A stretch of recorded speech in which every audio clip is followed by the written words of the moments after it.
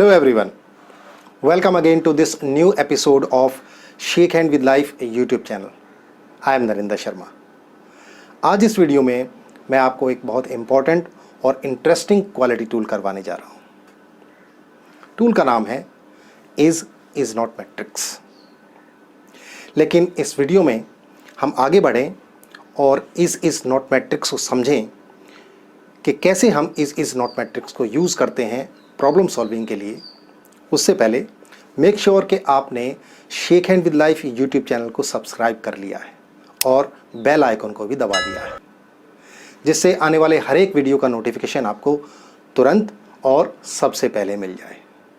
अगर ये वीडियो आपको पसंद आता है, इज नॉट मैट्रिक्स का कंसेप्ट आपको क्लियरली समझ में आ जाता है, तो इस वीडियो को लाइक ज़रूर करें, शेयर ज़रूर करें अपने दोस्तों के साथ और कलीग्स के साथ. अगर आपके कोई डाउट्स हैं, कोई सजेशंस हैं, कोई क्वेश्चंस हैं, तो उन्हें नीचे कमेंट बॉक्स में लिखकर मेरे साथ ज़रूर शेयर करें. इज नॉट मैट्रिक्स एक प्रॉब्लम सॉल्विंग टूल है जो कि हमें गाइड करता है कि प्रॉब्लम के लिए पॉसिबल कॉजेज़ कौन कौन से हो सकते हैं. इज नॉट मैट्रिक्स प्रॉब्लम के 5 डिफरेंट एस्पेक्ट्स को डिस्क्राइब करता है, जैसे कि what, where, when, who and how. Is not matrix ये कंपेयर करता है कि एक्चुअली प्रॉब्लम क्या है और एक्चुअली प्रॉब्लम क्या नहीं है, और फिर दोनों में क्या डिफरेंस है. एक्चुअली क्या प्रॉब्लम है और एक्चुअली प्रॉब्लम क्या नहीं है, उन दोनों के बीच में क्या डिफरेंस है, क्या ऐसा क्रिटिकल है जो कि दोनों में डिफरेंस क्रिएट कर रहा है. What the problem is and what the problem is not. और फिर हमें लीड करता है प्रॉब्लम के पॉसिबल कॉजेज की तरफ. आइए अब हम देखते हैं कि इज नॉट मैट्रिक्स को हम प्रॉब्लम सॉल्विंग के लिए कैसे यूज कर सकते हैं. इज नॉट मैट्रिक्स एक 4 कॉलम की टेबल है, जिसके अपर लेफ्ट कॉर्नर में यानी कि सबसे पहले सेल में प्रॉब्लम स्टेटमेंट को लिखा जाता है, और फिर उसके बाद इसी फर्स्ट कॉलम के अंदर प्रॉब्लम के 5 डिफरेंट एस्पेक्ट्स को मेंशन किया गया है. दूसरा कॉलम है इज के लिए, यानी कि व्हाट डज अकर, क्या हुआ है या क्या हो रहा है. तीसरा कॉलम है इज नॉट के लिए, क्या हो सकता था रीजनेबली लेकिन जो कि नहीं हुआ है. इसे डिस्क्राइब करना है 5 डिफरेंट एस्पेक्ट्स के लिए प्रॉब्लम के, वन बाय वन. और फिर फोर्थ कॉलम है डिस्टिंक्शन के लिए, यानी कि इज और इज नॉट के बीच के डिफरेंस को हमें डिस्टिंक्शन वाले कॉलम में लिखना है. व्हाट के लिए, वेयर के लिए, व्हेन के लिए, हाउ के लिए और हु के लिए. इन सारे एस्पेक्ट्स के लिए इज और इज नॉट में क्या डिफरेंस है, वो डिफरेंसेस को हमें डिस्टिंक्शन वाले कॉलम में मेंशन करना है. आइए अब प्रॉब्लम के सभी 5 डिफरेंट एस्पेक्ट्स को वन बाय वन समझते हैं. सबसे पहला एस्पेक्ट है व्हाट. व्हाट का मतलब है व्हाट ऑब्जेक्ट्स आर अफेक्टेड. जब प्रोसेस के अंदर प्रॉब्लम अकर हुई है तो उस प्रॉब्लम के होने से कौन सी चीज़ें प्रोसेस के अंदर सबसे ज़्यादा अफेक्ट हुई हैं. व्हाट एक्चुअली अकर्स, और एक्चुअली हुआ क्या है, क्या वो प्रॉब्लम है जिसकी वजह से प्रोसेस के अंदर परेशानियां खड़ी हो गई हैं, जो डिफरेंट चीज़ें थी, जो ऑब्जेक्ट्स थी वो अफेक्ट हुई हैं. उन्हें क्लियरली मेंशन करना है कौन सी ऑब्जेक्ट अफेक्ट हुई है, उन्हें क्लियरली मेंशन नहीं है. प्रोसेस के अंदर क्या गड़बड़ हुई है, क्या चेंजेस आए हैं, उन चेंजेस को क्लियरली मेंशन करना है. जितना स्पेसिफिक हो सके उतना स्पेसिफिकली उन्हें मेंशन करना है. प्रॉब्लम का दूसरा एस्पेक्ट है where. Where does the problem occur. Problem कहाँ पर हैपन हुई है, इसे मेंशन करना है इस कॉलम के अंदर. इसके अंदर 3 फैक्टर हैं. सबसे पहली बात जियोग्राफिकल लोकेशन. प्रॉब्लम की जियोग्राफिकल लोकेशन, किसी कंपनी के अंदर है तो कंपनी का नाम है, और किसी पर्टिकुलर प्लेस पर है तो उस प्लेस का नाम आपको लिखना है. फिर दूसरा है फिजिकल लोकेशन, किसी डिपार्टमेंट में है या किसी मशीन पर प्रॉब्लम हैपन हो रही है तो उसका नाम लिखना है, और किसी ऑब्जेक्ट पर जो इफेक्ट आ रहा है उसे मेंशन करना है on an object. For example, कोई स्कार मार्क या कोई लैप मार्क या कोई क्रैक मार्क ऑब्जेक्ट के ऊपर कॉन्टिन्यूसली जनरेट हो रहा है तो उसकी पोजीशन आपको बतानी है। जैसे पार्ट के टॉप में हो रहा है, पार्ट के नेक पर हो रहा है, पार्ट की बॉडी में हो रहा है या पार्ट के बॉटम में हो रहा है, उसे क्लियरली मेंशन करना है। प्रॉब्लम का तीसरा एस्पेक्ट है व्हेन। व्हेन का मतलब है प्रॉब्लम कब शुरू हुई और प्रॉब्लम कब से चल रही है, प्रॉब्लम को चलते हुए कितना समय हो गया है। यहाँ पर डेट, टाइम और डे मेंशन करना बहुत इंपॉर्टेंट है प्रॉब्लम के लिए, सॉल्यूशन को फाइंड आउट करने के लिए। जब प्रॉब्लम हैपन हो रही है तो उसकी हैपनिंग के दौरान किस तरह के पैटर्न्स को ऑब्जर्व किया जा रहा है, और जब प्रॉब्लम हैपन हो रही है तो उसके साथ में कोई और दूसरी इवेंट भी है क्या जिससे हम प्रॉब्लम को रिलेट कर सकते हैं। तो क्या प्रॉब्लम उस इवेंट के होने से पहले हुई है, उस इवेंट के होने के बाद हुई है, या उस इवेंट के दौरान ही प्रॉब्लम जनरेट हुई है। फॉर एग्जांपल, हम ले सकते हैं पार्ट का क्रैक होना और पार्ट की पैकिंग का एग्जांपल हम ले सकते हैं। दो इवेंट हैं, एक तो है पार्ट का क्रैक होना और दूसरा है पार्ट की पैकिंग। अगर पार्ट्स क्रैक हो रहे हैं, यानी कि प्रॉब्लम क्या है, पार्ट का क्रैक हो जाना, तो क्या पार्ट्स बॉक्स में पैक होने से पहले क्रैक हो रहे हैं, या बॉक्स में पैक होने के दौरान क्रैक हो रहे हैं, या बॉक्स में पैक हो जाने के बाद क्रैक हो रहे हैं। प्रॉब्लम का फोर्थ एस्पेक्ट है हाउ, यानी कि अब हमें प्रॉब्लम के एक्सटेंट को समझना है, बाउंड्रीज को समझना है, प्रॉब्लम के स्कोप को समझना है। जो प्रॉब्लम हैपन हुई है उसके बाद कितनी और नई प्रॉब्लम डाउनस्ट्रीम में जनरेट हो गई हैं उस एक प्रॉब्लम की वजह से, उसे समझना है, उसे राइट डाउन करना है इस कॉलम के अंदर। हाउ एस्पेक्ट के अंदर जो दूसरा फैक्टर है वो है how many objects are affected और how many situations are generated because of the problem.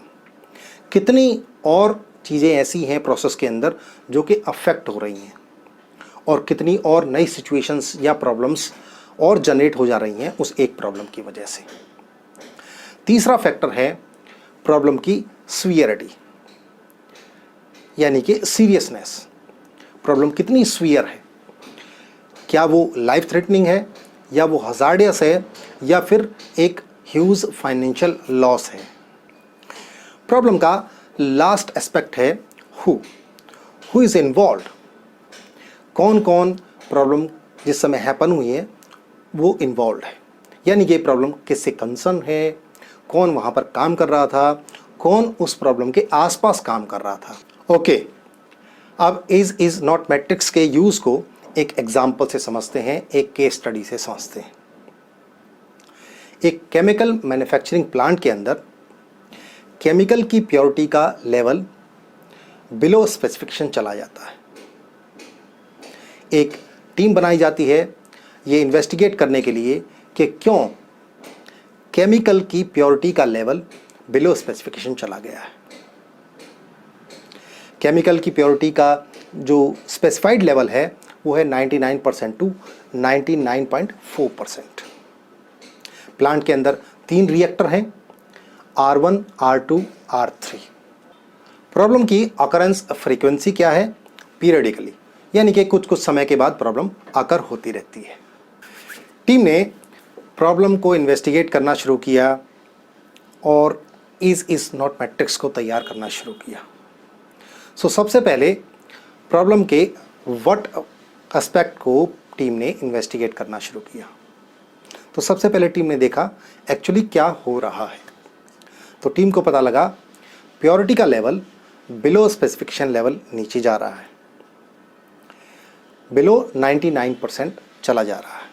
Specification level है 99% से लेकर के 99.4%, लेकिन यहाँ पर लेवल 99% से नीचे चला जा रहा है।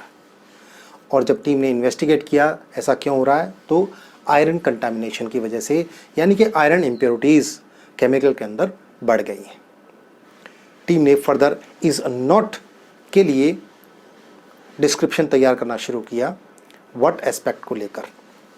तो टीम को पता लगा कोई और दूसरी मेटल जो है के पार्टिकल्स वो केमिकल के अंदर मिक्स नहीं हो रहे हैं, ना ही कोई मॉइस्चर बढ़ा हुआ है केमिकल के अंदर, और ना ही केमिकल का कलर बदल रहा है। तो टीम ने डिस्टिंक्शन में क्या आइडेंटिफाई किया जो क्रिटिकल था। टीम को पता लगा केवल आयरन पार्टिकल ही केमिकल के अंदर मिक्स हो रहे हैं। अब टीम ने प्रॉब्लम के दूसरे एस्पेक्ट को इन्वेस्टिगेट करना शुरू किया, यानी कि वेयर को इन्वेस्टिगेट करना शुरू किया। वेयर डज द प्रॉब्लम अकर। सो जब टीम ने इन्वेस्टिगेट किया तो टीम को पता लगा 3 रिएक्टर्स हैं, रिएक्टर 1, रिएक्टर 2 और रिएक्टर 3। स्कैटर डायग्राम की हेल्प से टीम को पता लगा कि रिएक्टर 2 और रिएक्टर 3 में ही केमिकल का प्योरिटी लेवल वो गड़बड़ कर रहा है। रिएक्टर 1 के अंदर केमिकल का प्योरिटी लेवल ठीक है, यानी कि इसके अंदर क्या आया, रिएक्टर 2 और रिएक्टर 3, और इस नोट के अंदर टीम ने क्या लिखा, रिएक्टर 1। डिस्टिंक्शन के अंदर टीम क्या लिखेगी, जो डिफरेंशिएट हो रहा है केवल रिएक्टर 2 और रिएक्टर 3 के अंदर जो केमिकल प्रोड्यूस हो रहा है उसी के अंदर आयरन इम्प्योरिटीज जनरेट हो रही हैं। अब टीम ने प्रॉब्लम के व्हेन एस्पेक्ट को इन्वेस्टिगेट करना शुरू किया। सबसे पहले टीम ने इस के लिए प्रॉब्लम को इन्वेस्टिगेट किया, यानी कि क्या हुआ है उसको लेकर के इन्वेस्टिगेट करना शुरू किया। प्योरिटी का लेवल ड्रॉप हो रहा है बिलो स्पेसिफाइड लेवल, लेकिन ये कब तक चलता है। तो टीम को पता लगा एक बार प्रॉब्लम शुरू होने के बाद ये लगभग 1 शिफ्ट तक चलता है। टीम ने फर्दर इन्वेस्टिगेट किया कि इसकी फ्रीक्वेंसी क्या है, तो ये पता लगा कि महीने में 1 बार ऐसा होता है। तो टीम ने फर्दर इन्वेस्टिगेट किया ऐसा कब होता है। तो टीम को फाइंड आउट हुआ कि जब भी रिएक्टर 1, 2, 3 से जुड़े हुए पंप्स का प्रिवेंटिव मेंटेनेंस किया जाता है तब ये प्रॉब्लम जनरेट होती है, यानी कि प्योरिटी का लेवल गिर जाता है। जनरली जिस वीक में पंप का प्रिवेंटिव मेंटेनेंस किया जाता है उसी वीक में केमिकल की प्योरिटी का लेवल गिर जाता है।